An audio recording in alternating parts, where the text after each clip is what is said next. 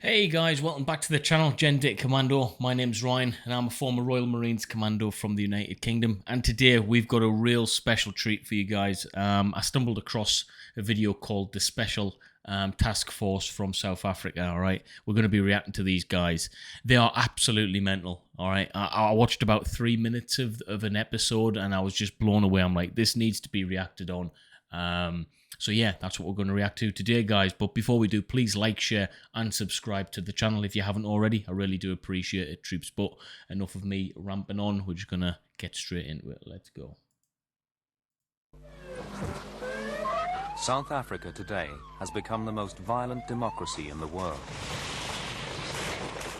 The police are frequently outnumbered and outgunned by hardened criminals, many of whom are militarily trained.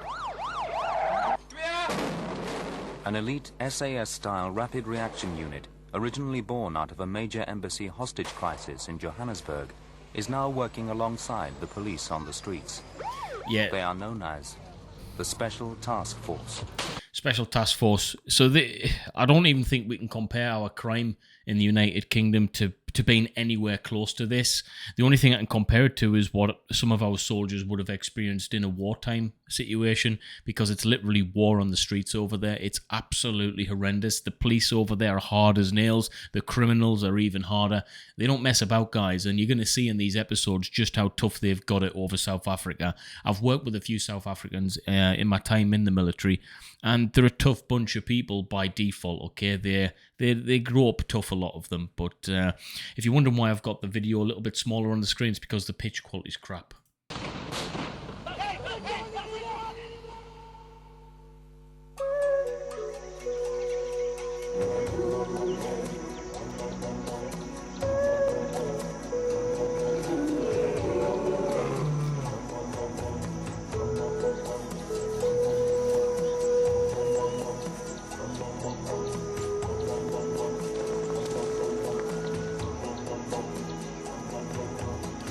Nice stereotypical music on there.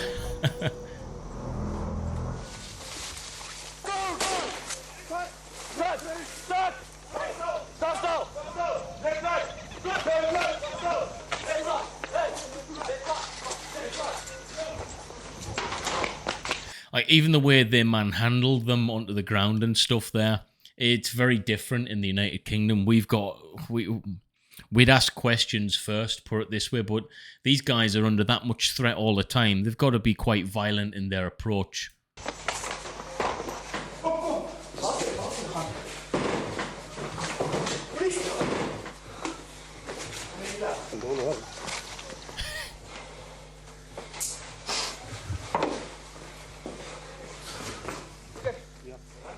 One of South Africa's largest illegal drug factories has just been raided. Wow.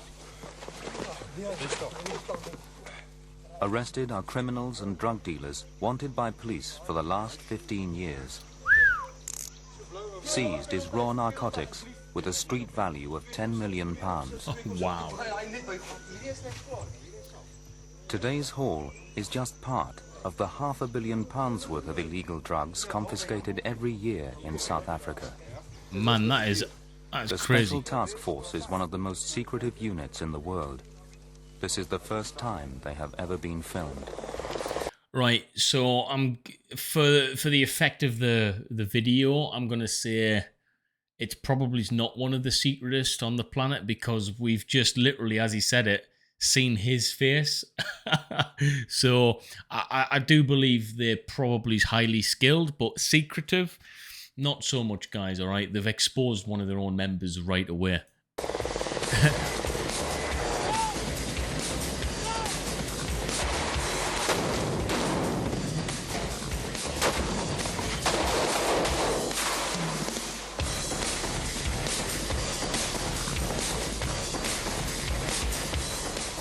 The task force is used to assist the police in a wide and diverse scope of situations, ranging from hostage rescue, anti-terrorism, and high-risk arrests, to numerous situations where the local police find themselves outgunned.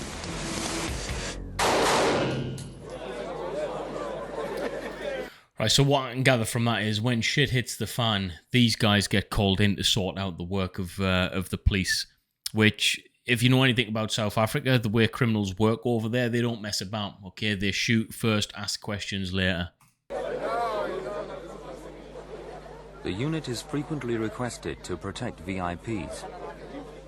In this capacity, it is deployed in a multitude of roles, including bodyguarding, surveillance, and counter-sniping.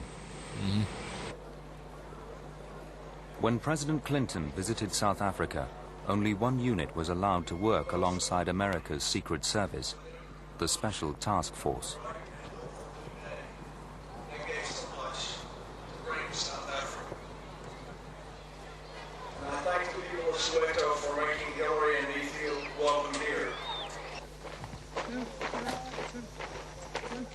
The selection process is one of the most rigorous in the world. It's always been open to everyone, regardless of race, sex, or creed. That's as it should be. Live ammunition is used throughout.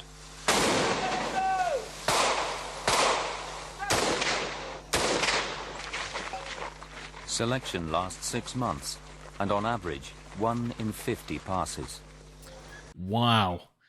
Okay, so this isn't just a joke. They're not just saying special task force like some of the militaries around the world would use the word special, and the selection process isn't really that hard. I'm not going to mention any names, but I've found that in certain areas of the Middle East and stuff normally have these terms that they use, but they're not actually the same as the terms in terms of, you know, we've got Special Air Service, for instance, Special Forces in Great Britain. There's special forces around the globe who consider themselves special, but there's nothing really special about them. But these guys, 6 months process, that's pretty long. And the fact that 1 in 50 pass, it has to be hard. Those numbers don't lie. Simple.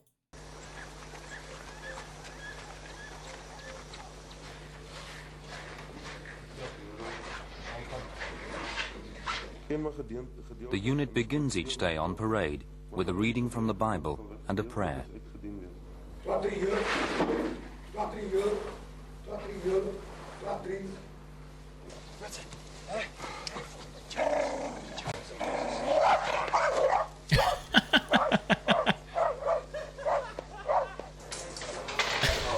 Hang on a minute, I'd be petrified if that happened to me. They've got a dog chasing after this dude on parade. This is the mentality of the South Africans, honestly, man. They're hard as nails. Mid-morning at the Special Task Force's base in Pretoria. The tranquility of the morning is about to be interrupted.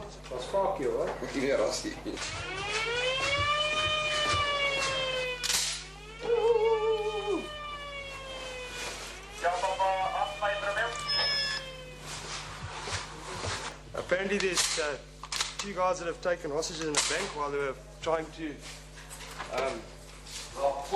rob the bank. Now they've taken people hostage in the bank. That's all that we know at this stage. That's crazy. We just wouldn't deal with that type of stuff in the United Kingdom.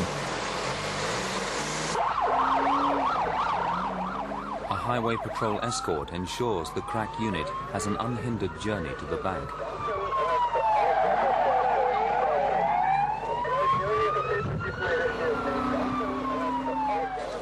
In South Africa today, there are on average 9 bank robberies a week. That is crazy. In the confusion, seriously, the man. bank manager escapes, along with plans of the building. You'll be able to stand here and see them. This is a bulletproof glass. Yeah, but the problem is they are able to see you also. Right? Okay. Did you look at the guy who held you up? Did you see what he looked like? He was the first one to go. Yeah, well, I know them, yes. Yeah. I hope they don't bank with you. It's so We know corrupt, now that isn't there's it? 2 guys that are holding the people on. There's 9 hostages. And we've just been told that we can't use the front door because there's bulletproof glass in front of the tellers, and he is behind the tellers, the 2 guys, obviously. So we're thinking of a plan to go through the back door. I'm Detective Sergeant Buchele. My first name is Francis. I'm a hostage negotiator. I'm a trained hostage negotiator. For the moment, everybody is safe. It's inside. So I've been negotiating with the guy. He says he does not want to give me the name. What we know for the moment is that they are armed with 2 pistols and 1 revolver, according to the information we obtained from the first person who got outside. These guys are going to smash We're it still up. waiting. I said I'll call him later, but he says he does not want police visibility, and he's not prepared to surrender himself. He'd rather die and he'd rather kill some of the hostages inside.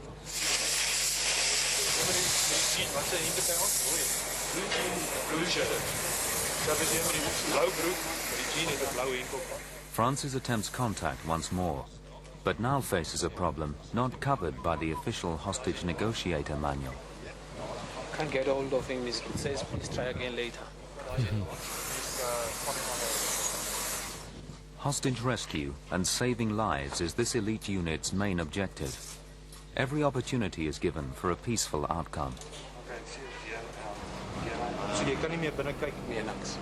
As jy gaan oor kyk, ons listen byna meer as jy gaan oor kyk, gaan jy direk. The rules are different over there, which means that the outcomes will be different. I'd imagine that the hostage negotiation will always tend to favour the special task force, i.e. they're going to do things their way. And I think the hostage guys know that. I think the criminals know that. So my guess is there's going to be people injured in this regardless. As time ticks on, they try to keep a watchful eye on the position of the hostages and hostage takers.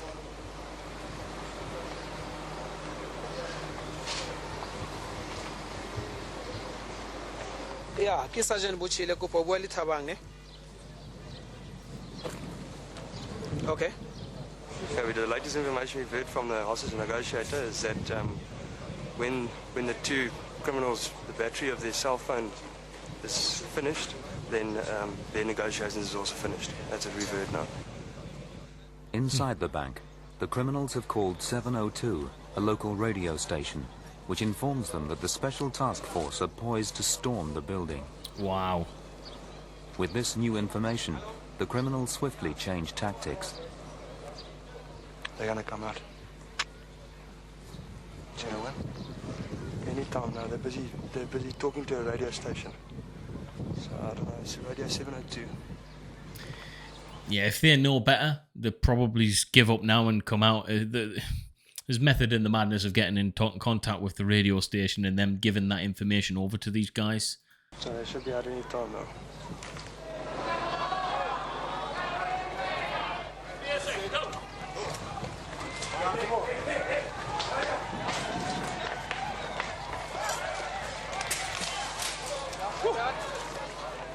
The crowd of spectators jeers the robbers as they emerge. The public have had enough of crime.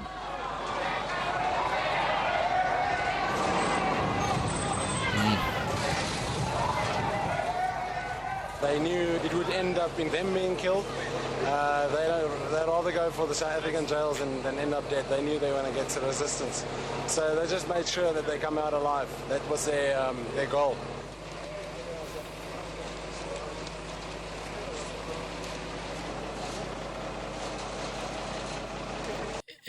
So that's the end of that one, guys. But it begs belief why they would even do it in the first place, knowing that they're probably just going to give up on the whole thing.